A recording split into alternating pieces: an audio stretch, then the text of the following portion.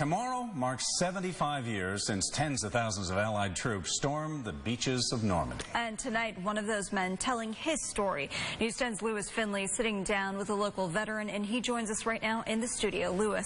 Tim and Trishna, fewer than 3% of soldiers who fought in World War II are still alive, and even fewer fought in Normandy. George Bakun is one of them, and tonight he's sharing something he once kept hidden. Well, we come in through... Our feet were all wet. Before George Bakun knew what war was, he would play with toy soldiers with his childhood friend Stephen.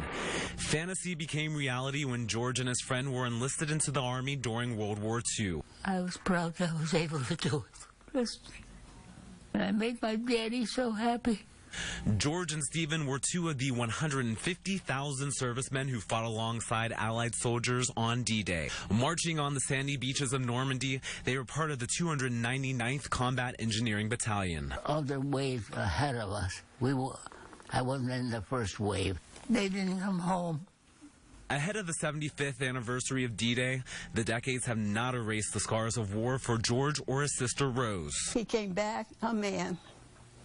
He left a boy, and he came back a man. You know, it felt like a little bit scared. I can't say it wasn't. George returned home with his arm in a cast after his vehicle hit a mine.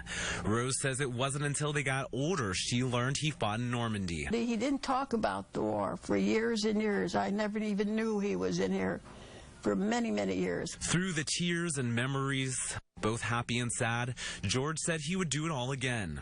If I had to. Yes, every GI I would say the same thing if they had to. When they come here and see guys like you, well, it's worth it.